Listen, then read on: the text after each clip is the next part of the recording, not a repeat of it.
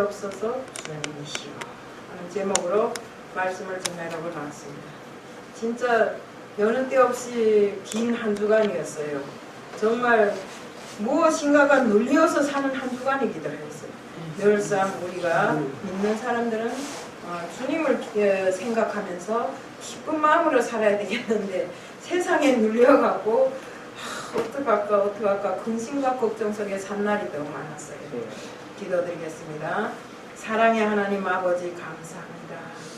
이 인간 세상의 죄를 위해서 주님께서 이 땅에 오셔서 우리들이 죄를 사시려고 자신이 직접 십자가에 달리시고 온갖 물과 피를 다 흘리시고 죽으시고 다시 부활하셔서 다시 오마 약속하고 세상을 승천하셨습니다.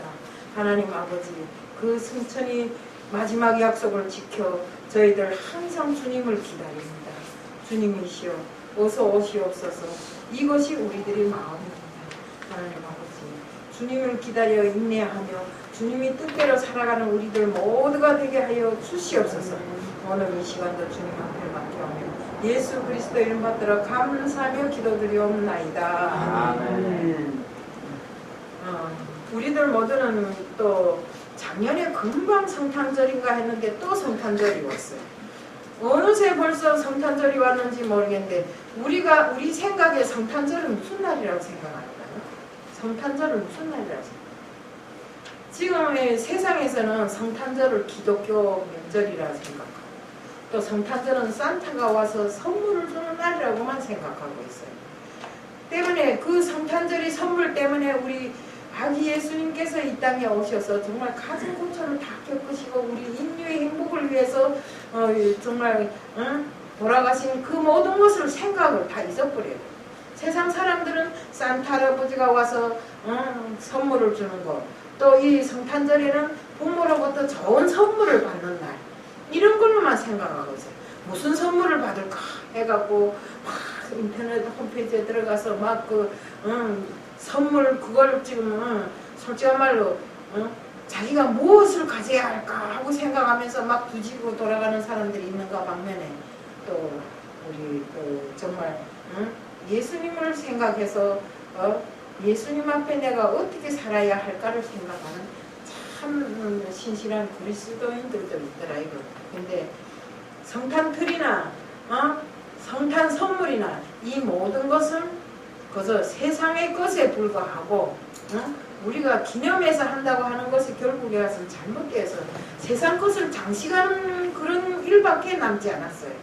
하지만 우리는 정말 이것을 통해서라도 우리 믿는 사람들은 아기 예수께서 우리 이 땅에 오셔서 정말로 무엇을 하셨던가를 잘 알아야 합니다. 정말 우리가 하나님 아버지께서는 이 땅 사람들에게 그 누구도 줄 수 없는 선물로 바로 아기 예수님을 이 땅에 보내주셨어요. 그래서 정말 그 메시아가 이 땅에 오심으로 해서 이 땅의 모든 폐악들이 다 폐악으로 인해 지어진 그 모든 죄들이 다 사하여지고 정말로 이 땅에 축복이 땅이 되게 한 것이 바로 우리 예수님이십니다.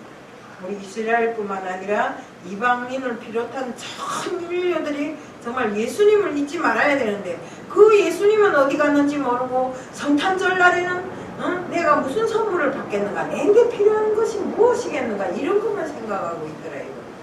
우리가 큰 성탄트리에 번쩍번쩍하는 그 빛이 예수님이 참빛이 되었으면 좋겠는데 세상을 밝히는 정말 예수님이 참빛으로 생각하고 만들었던 그 성탄 트리가 결국에 가서는 세상의 장식물로 되었더라고요.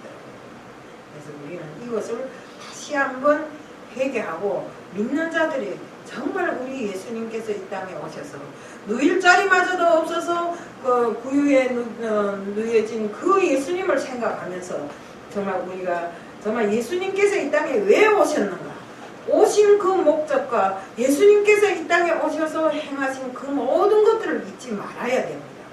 우리는 때로는 예수님께서 오신 목적도 아십니다.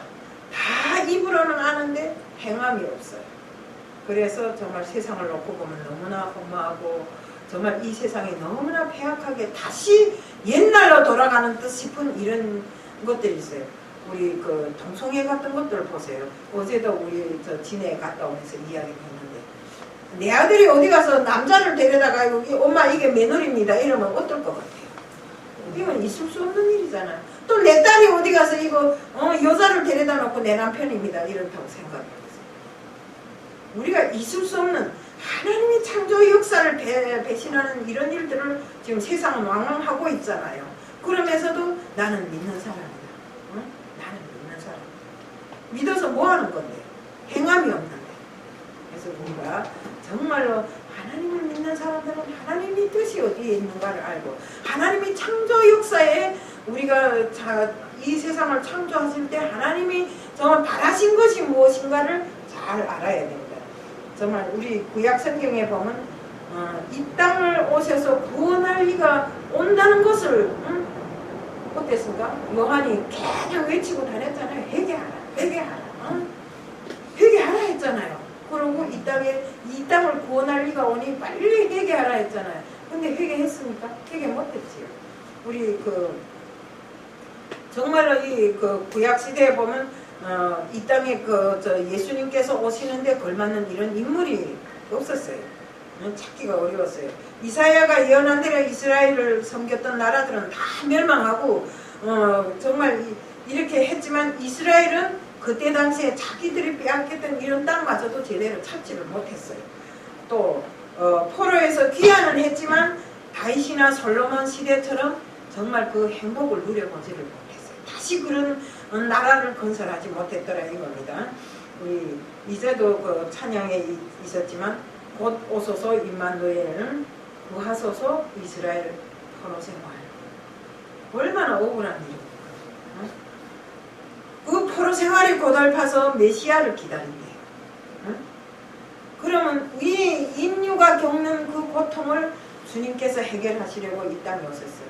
그래서 우리가 구약에는 그닥 메시아에 대한 게 없지만 우리 신약에 와서 이 땅에 오신 메시아, 이 땅에 오셔서 행하신 메시아의 모든 공적들을 이적들 다 나와 있잖아요. 이것처럼 우리가 이사야가 예언한 구원과 회복을 구약 시대에는 지극히 일부만 기록되어 있지만 신약 성경 저자들은 이사야의 예언대로 예수님이 이 땅에 오심으로 인해서 모든 것이 성취되었다고 이렇게 기록했어요. 마태는 예수님이 갈릴리 사역에서 이 모든 것들이 성취되었다고 이렇게 했어요. 마태복음 4장 15절 16절에는 스불론 땅과 납달리 땅과 요단강 저편 해변길과 이방의 갈릴리여 흑암에 있는 백성이 큰 빛을 보았고 사망의 땅과 그늘에 앉은 자들에게 빛이 되었더라. 이게 무슨 소리입니까? 이제는 사람들이 폐역함을 더 이상 이길 수가 없어서 정말 세상이 어떻게 되어가는지 모르는 이런 때 하나님께서 그래도 인류를 사랑하셔서 예수님을 이 땅에 보냄으로 해서 흑암 속에 있던 그 모든 인류를 예수님께서 구원하시지 않았어요. 그 소리인데 정말 세례 요한의 아버지 사가라는 성령의 충만함을 받아서 예언할 때 이사야서 9장 2절을 인용했어요. 9장 2절이 무엇인가? 흑암에 행하던 백성이 큰 빛을 보고 사망이 그늘 땅에 거하던 자에게 빛이 비치더라. 우리하고 똑같아요. 우리도 세상 죄를 많이 짓고 있었잖아요. 그렇지만 하나님을 믿음으로 해서 주님을 믿음으로 해서 우리 죄가 정말 사하여지고 우리가 어둠에서부터 빛으로 옮겨서 빛 속에 살아가는 우리들 모두처럼 이스라엘도 같았다 이겁니다. 우리가 이사야서 9장 7절에 또 7절에는 그 정사와 평강이 더함이 무궁하며 또 다윗 위에 앉아서 그 나라를 굳게 세우고 지금 이후 영원토록 공평과 정의로 그것을 보존하실 것이라. 만군이 여호와의 열심히 일을 이루시리라. 옛날에는 다윗이 큰 왕이라 했잖아요. 근데 그 다윗 자손 위에 앉아서 세상을 평강하게 만들고 또 무궁하게 영원토록 정말 큰 나라를 세우고 정말 정의로 이 모든 것을 보존할 것이라고 했어요. 그때 당시만 예수께서 오신 그때 당시만이 아니라 지금 몇천 년이 흐른 지금 이 순간에도 예수님이 나라는 이 땅에도 번성하고 있잖아요. 지금 우리들도 그 예수님이 나라에서 사는 건 당연한 일이 아닙니까? 그래서 우리가 본문에 보면 우리에게 아주 중요한 의미를 제공하고 있어요. 이사야 선지자는 심판을 받아 흑암 및 고통 아래에 있는 이스라엘이 정말 구원의 역사가 이루어질 것이라고 이렇게 예언을 했어요. 그래서 이는 주전 약 700여 년 전에 이사야 선지자를 통해서 메시아를 예언하고 있는 것입니다. 하나님의 구원이 세 단계로 설명되고 있어요. 우선은 빛이 강림을 예언합니다. 먼저 1절에 나오는 지명 스불론과 납달리는 이스라엘의 북쪽이요 갈릴리 서편 지역에 물이 풍부하여 농사짓기에 적합한 땅이라고 했어요. 우리가 해변길은 갈릴리 바다 북쪽에 있는 서쪽을 따라 내려오는데 요단 저편은 갈릴리 바다 동쪽을 가리키고 그 지역은 원래 하나님께서 기업으로 우리 인간들에게 주신 그 이스라엘 백성에게 주신 곳이었으나 이스라엘 백성이 정말 불순종하고 하나님 앞에 불순종했잖아요. 불순종하고 우상을 만들어서 하나님을 인정하지 않고 그 우상에게 절하고 막 이러기 때문에 그 대가를 징계를 받아서 버려지고 멸시를 당하게 된 것입니다. 하나님으로부터. 그런데 버려진 땅, 그 어둡고 소외된 사망의 그늘 아래 거주하고 있던 자들에게 하나님께서 드디어 구원의 빛을 주신 것입니다. 이 빛은 하나님의 영광스러운 임재 혹은 강림을 의미합니다.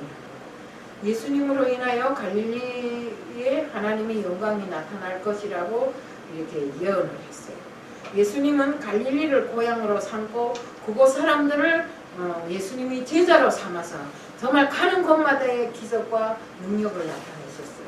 이렇게 정말 그리고 그 갈릴리를 복음의 전초기지로 삼으시고 정말 가는 곳마다의 사람들을 불러일으켰고 정말 하나님의 뜻으로 그들을 함께 갈 수 있도록 그래서 예수님이 한번 어디 가서 설교를 하면 우리는 3명도 안 하는데 3,000명씩 막 사람들이 구원을 얻는 이런 기적이 막 나타나게 된 것입니다. 그러면 예수님과 우리가 무엇이 다른가요? 다른 것이 있잖아요. 우리는 인간으로서 아직도 예수님 내가 이 자리에 나와서 설교는 합니다마는 아직도 딱 따져놓고 보면 부족한 게 너무 많잖아요. 이것을 채워가면서 하다 보니까 정말로 사람들이 인정을 못 받을 때도 있고 인정받을 때도 있고 이렇습니다. 예수님은 완전하신 분으로서 정말 이 어디에 가나 사람들이 따랐고 또 예수님이 그 전하는 그 모든 말씀들이 진실로 정말 사람들에게 먹혀 들어갔기 때문에 앉았던 자리에서 3,000명씩 구원을 받는 이런 역사가 우리 오병이의 기적도 그거 나오잖아요. 떡 5개와 물고기 2마리로 5,000명을 장정만 5,000명을 먹이고도 12광줄이나 남기는 이 모든 기적들이 바로 예수님께로부터 나온 것이 아닙니까? 이런 이적을 보고도 믿지 아니한다면 안 되는 것입니다. 우리도 보지 않고 믿는 이 믿음이 중요합니다. 정말 보고 믿는 거는 할 수 있어요. 그렇지만 보지 않고 믿는 이 믿음이 중요한데 하지만 유대인들은 편견 때문에 교만 때문에 예수님을 인정 안 하고 그들은 도리어 예수님을 인정하기는 커녕하고 배척했어요. 그들은 하나님은 인정하는데 예수님을 인정 안 하신 겁니다. 정말 큰 빛을 비추었다 하면 예수님이 십자가 부활을 통해서 하나님께 언약도 없고 소망도 없는 자들을 위해서 구원을 베푸는 것을 의미합니다. 예수님은 빛이라 했습니다. 빛 가운데 가장 귀한 빛이 예수님이십니다. 다시 말해서 죽은 빛이 아니라 생명, 저런 전구다마에 켜놓은 저런 빛이 아니라 생명의 빛입니다. 누구나 그 빛을 맞으면 생명으로 인도하는 그 가운데에 들어가게 되는 것입니다. 참 빛과 세상에 와서 각 사람들에게 비치는 빛이 있었더라 이런 말씀이 있습니다. 이 생명의 빛은 예수님을 구주로 믿고 진정한 구주로 믿고 믿는 자들에게만 비춰집니다. 믿지 않고 맨날 의견스럽고 맨날 말만 하면 내가 옳다 네가 옳다는 이런 자들에게는 절대로 그 빛이 비춰지지도 않고 그들은 예수님으로 인해서 구원을 얻을 수도 없습니다. 우리가 정말 우리 모두에게 비추신 그 빛은 참사랑의 빛이고 진실로 구원을 비칩니다. 우리 에베소서 5장 8절 9절에 너희가 전에는 어둡더니 이제는 주 안에서 빛이라 빛이 자녀들처럼 행하라. 빛의 열매는 모든 착함과 의로움과 진실함에 있느니라. 따라서 우리 그 삶 속에 나타난 놀라운 변화는 풍선 열매로 인해서 예수 그리스도를 보여주는 빛의 자녀들이 된 것입니다. 우리가 빛의 자녀라고 말은 하지만 사실상 아직까지도 모자라고 부족한 점이 너무나 많습니다. 저부터 시작해서 저는 항상 내가 진짜 주님의 빛의 자녀가 되었는가? 이럴 때도 있어요. 근데 생각해보면 내가 빛의 자녀가 되었다고 생각하면 진심으로 주님을 따르고 주님의 뜻에 맞춰야 되겠다 이렇게 했다가도 인간인지라 세상이 뭐가 이렇게 복잡하면 또 거기에 귀를 이러하고 당나귀기처럼 그쪽으로 옮길 때가 많습니다. 우리는 이런 것을 절대로 하지 말아야 돼요. 또 우리 두 번째 보면 세 가지라 했어요. 세 가지 중에 두 번째가 뭐인가? 첫 번째 뭐입니까? 빛이 강림을 예언했고 두 번째는 회복된 즐거움을 예언했어요. 이사야는 새 시대 즐거움을 추수할 때 즐거움으로 비유했어요. 우리 복으로 하나님의 회복된 언약 관계에서 백성이 누리는 즐거움을 이야기했어요. 우리가 추수하면 한 해 농사를 짓고 추수할 때 얼마나 즐거워요. 추수해놓고 보면 우리도 저번에 추수 감사절 예배를 드렸잖아요. 추수 감사절 예배를 왜 드렸는가요? 1년 동안 고생해서 지어놓은 그 모든 곡식들을 우리가 타작을 탁 해놓고 보면 얼마나 즐거워요. 그런 즐거움을 바로 그 이사야가 우리 빛이 회복된 우리가 빛으로부터 회복된 우리들의 마음을 즐거움으로 표현하라는 것을 바로 그 추수할 때의 그 즐거움에 비유했어요. 하나님은 이와 같이 악제자의 속박과 탄압을 다 제거해 주실 것이라고 말씀했습니다. 이스라엘이 미디안 압제 아래 놓인 것은 사사시대의 기도원 때입니다. 하나님은 단지 300명의 군인을 뽑아갖고 그 군인들도 칼 메고 나가서 막 이게 치르고 싸마는 것이 아니라 가만히 서서 그 300명이 가만히 서서 나팔만 불어대는 것입니다. 그런데 그 나팔을 불어대는데 횃불 들고 나팔만 불어대는데 어떻게 했습니까? 우리 그 미디안 군대들이 자기네끼리 싸움이 붙은 겁니다. 그래서 300명이 결국 나팔을 불고 횃불을 들고 나팔을 불어서 그 미디안 군을 다 쳐부셨잖아요. 근데 그것이 그 군대들이 한 일인가 아니란 것입니다. 기도원 군대들이 한 것이 아니라 바로 하나님이 그렇게 하시도록 다 모든 것을 작전을 하시고 했던 것입니다. 이것은 하나님이 바로 그들이 구원자라는 것을 드러낸 사실 중에 하나입니다. 우리가 하나님이 구원자다 하지만 아무 능력도 보이지 않고 아무 이적도 우리들에게 보여주지 않는다면 우리가 하나님을 믿을 수 있을까요? 참 정말 저는 하나님의 기적을 너무나 많이 체험한 사람으로서 모를 때는 내가 잘나서 그런 줄 알았어요. 그런데 정말 하나님을 진심으로 믿고 보니까 이것도 하나님이 하신 일이요 저것도 하나님의 아니 나 같은 인간이 어떻게 이렇게 한국에 와서 이런 큰 재단에 하나님이 서서야 주님이 서셔야 할 이 자리에 제가 서서 다시 그 주님의 말씀을 대언할 수 있겠는가 이겁니다.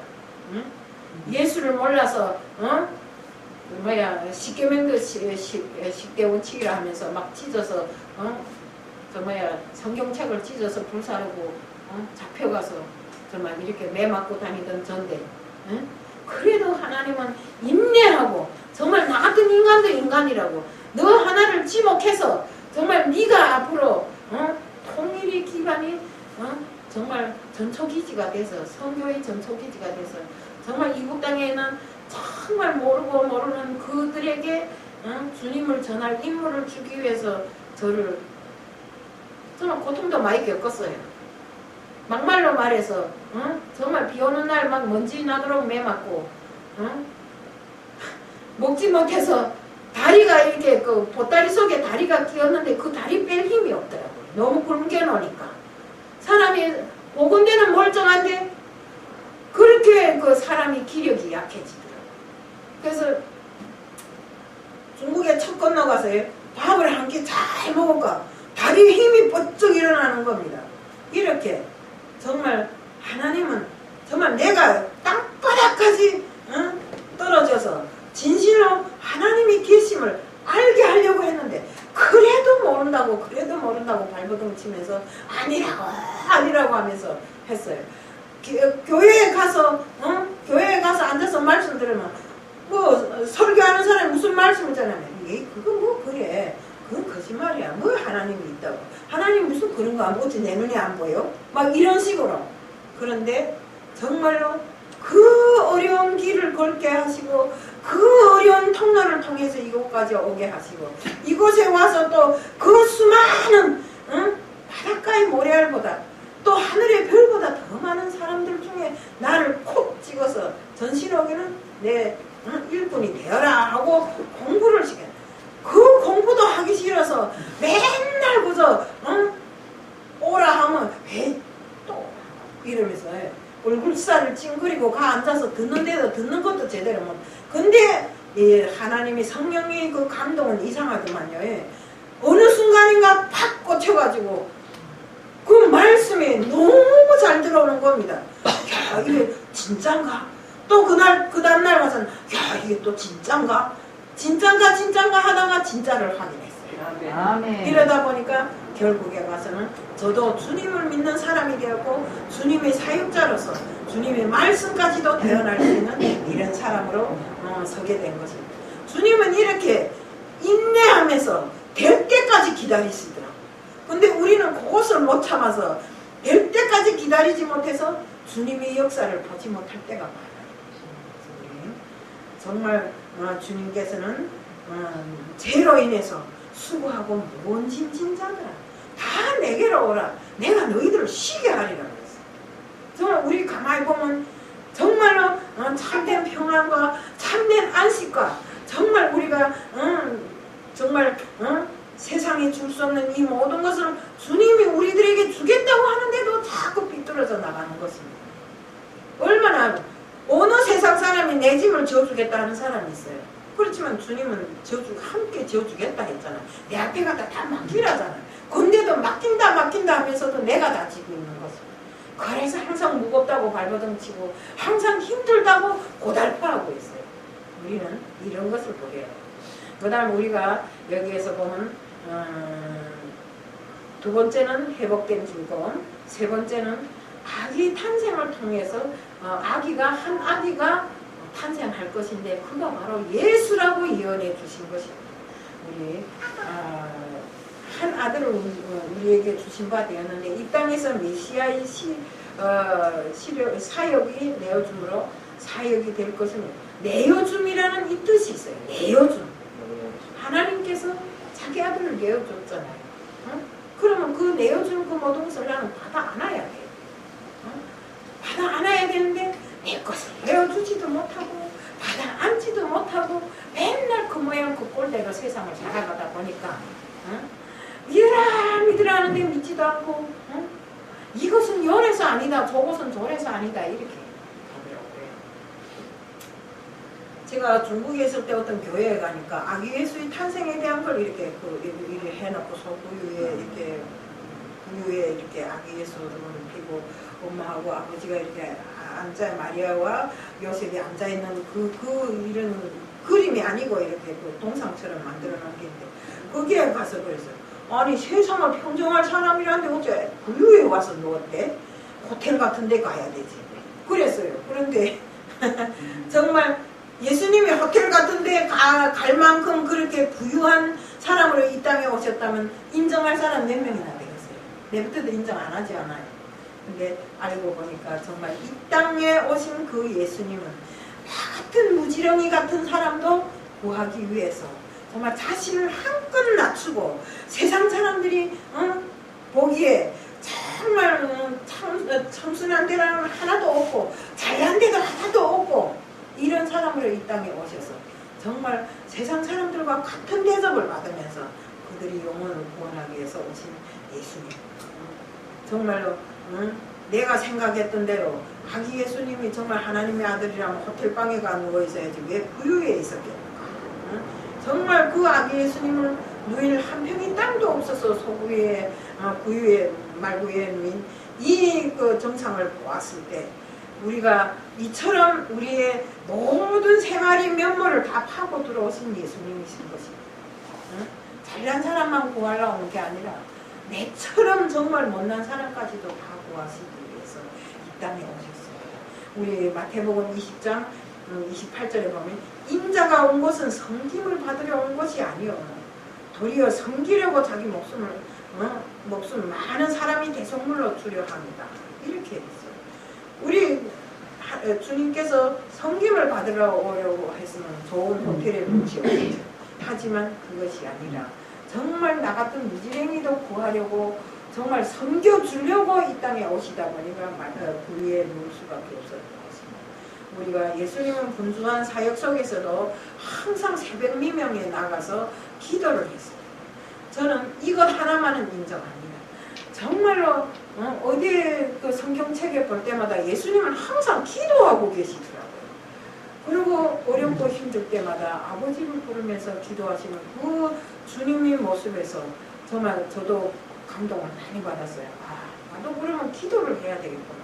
한번 아침에 일어나서 맨날 기도하다 보면 뭐가 생기는가 한번 보자. 이렇게 시작한 기도가 이제는 기도하지 않으면 안 될 이런 상황에 놓여 있어요. 기도하지 않으면 그날 하루는 찜찜해서 못 살아요. 모든 것이 다 이그러지는 것 같고 내 자식이 어디 가서 다 잘못되는 것 같고 내 아는 사람들이 어디 가서 다 잘못되는 것 같고 이래서 기도 안 하면 안 돼요. 근데 기도하고 나면 마음이 평안해요. 나 하나님께 기도했을까? 하나님이 들으셨으니까 잘못되는 것 없이 제대로 다 잘해주겠지. 이런 마음으로 세상을 살다 보니까 뭐 없어도 내 주머니에 돈이 있으니까 없어요. 없어도 평안해요. 돈 때문에 고통받는 일이 없고 돈 때문에 뭐 내가 속상한 일도 없어요. 이렇게 사람은 정말 우리가 세상에 대고 뭘 하소연하기보다 내가 우리 여기 있는 사람 누구를 통해서 난 이러고 저러고 이러고 이런데 이렇게 해봐야 해결해 주는 사람이 있어요? 없어요. 웃기나 하지. 저건 목사라는 게 맨날 무슨 어떻다고 말해요. 이래요. 그렇지만 우리 하나님은 우리 주님은 그것이 아니잖아요. 우리 마음속에 깊숙이 들어오셔서 너하고 더불어 먹고 너하고 더불어 산다 했잖아. 이것처럼 그 더불어 사시는 주님께서도 항상 기도하고 산다는 거예요. 그러면 우리 생활이 기도의 생활이 돼야 돼요. 주님께서도 기도하는데 우리가 기도 안 하고 되겠어요? 기도로서 내 마음의 모든 것을 채우고 이렇게 살 때 우리 생활은 정말 복스럽고 즐겁고 누구를 봐도 행복하고 이렇게 하는 것입니다. 우리가 예수님을 표현했을 때 그 어깨에 정사를 메었다고 했어요.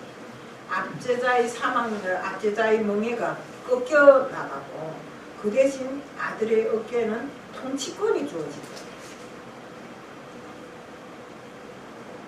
비록 우리 이 땅에 오셔서 육신을 입고 세상에 나셨지만 신적 권능을 가지고 나신 예수님이십니다. 그 예수님을 처음에 나셨을 때 뭐 이래서 기모사, 모사 이렇게 표현했잖아요. 그리고 영존하시는 아버지, 평강의 왕이라고 이렇게 표현했어요. 우리 왕이라 하지만 이 세상의 그 모든 왕들과 구별되는 이런 분이셨어요. 그렇기 때문에 우리 세상 사람들은 그를 우리 그 예수님이 십자가에 달렸을 때 뭐 이랬어요? 왕이라고 이렇게 그 관을 씌웠잖아요. 가시관에 왕이라고 썼잖아요. 응? 근데 그것은 세상 왕이 아니라 이 세상 모두를 다스리는 하나님의 아들이시고 우리가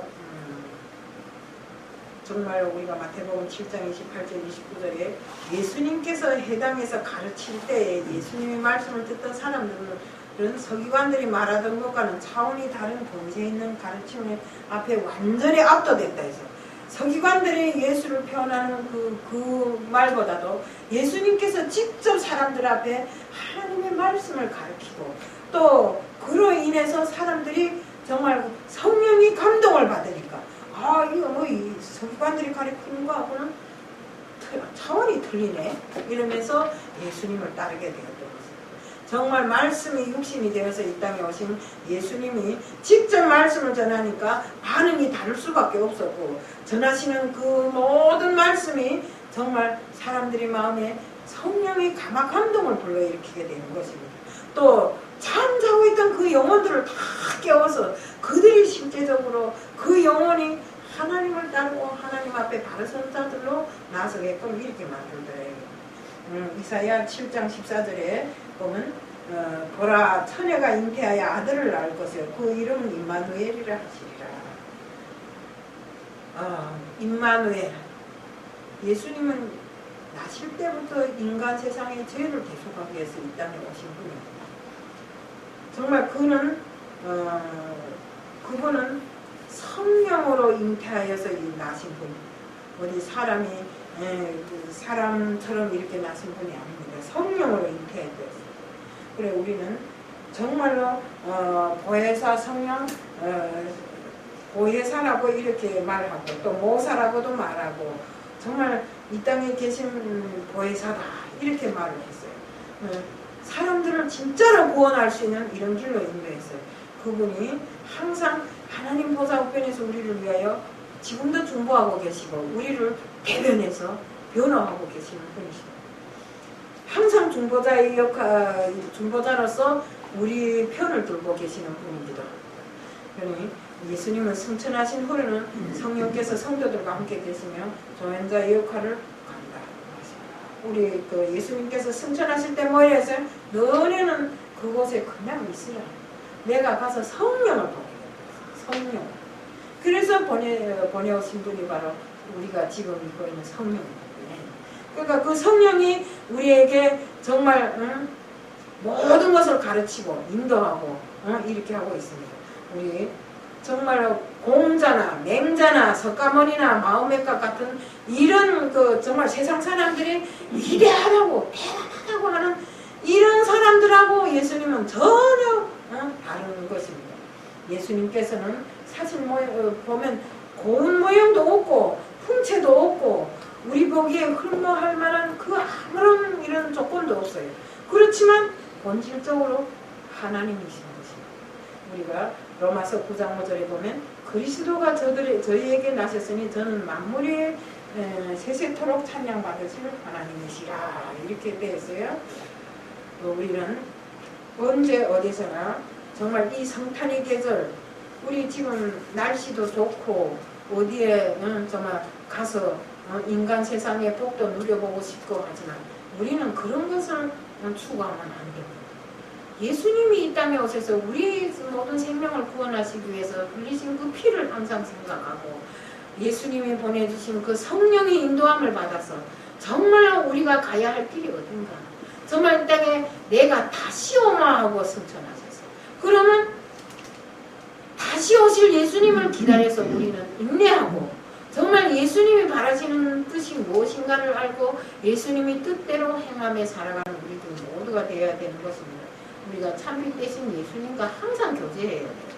우리 여기 와서 오늘 이 시간 주님 앞에 기도드리는 것 역시도 예수님과의 교제입니다. 예수님과의 교제가 없으면 뭐래라 눈 감고 앉아서 중얼중얼 내 심정을 표현하겠어요. 우리는 예수님과의 정말 그 달달한 교제를 위해서 예수님 앞에 이건 이렇습니다. 저건 저렇습니다. 우리에게 이런 복을 주시옵소서 하고 항상 우리가 기도드리는 것입니다. 우리는 항상 그 주님 앞에 갈 때까지 나 자신을 부인해야 돼요. 나 자신은 없어져야 돼요. 우리는 항상 모든 것이 다 예수님 것이라는 이런 마음을 가지고 나 자신을 부인하고 내 마음에 정말 하나님 말씀으로 가득 채우고 좀 채워서 그 말씀이 뜻으로 세상을 살아가는 우리들 모두가 되어야 됩니다. 우리는 항상 주님이 몸된 교회, 이 몸된 교회와 정말 세상을 섬기고 세상을 섬기되 몸된 교회에서 우리가 세상 것과 구별되는 삶을 살아야 돼요. 우리 세상에 있는 이상 세상을 부인하고 살 수는 없어요. 그렇지만 부인하지 않으면서도 세상 것과 고별하면서 살 수 있는 이런 기회가 있잖아요. 어디 가서든지 내가 예수님이 뜻대로 살아간다면 내 입에서는 항상 예수의 향기가 풍겨요. 사람들이 그 사람을 보면 저 생긴 거는 별치 않은데 그래도 하는 행동을 보면 괜찮네. 이런 식이어야 한다 이거. 그래서 우리가 항상 정말 주님 오실 때까지 지혜로운 다섯 처녀가 기름 준비를 하고 정말 예수님을 기다렸듯이 우리는 항상 말씀으로 충만한 생활, 성령으로 충만한 생활, 내 자신이 예수님의 것이 되어서 정말 살아가는 우리들 모두가 되어야 돼요. 그래야 예수님께서 이 땅에 오셔서 신호가 너 정말 그동안 잘 살았네? 너는 정말 천국 갈 자격이 있어. 이런 말을 들을 수 있는 우리들 모두가 되어야 된다. 그래서 우리가 정말 착하고 충성된 이런 종이라는 말씀을 들을 수 있는 우리들 모두가 되자는 것을 말씀드리면서 오늘 말씀을 마칩니다. 사랑의 하나님 아버지 감사합니다.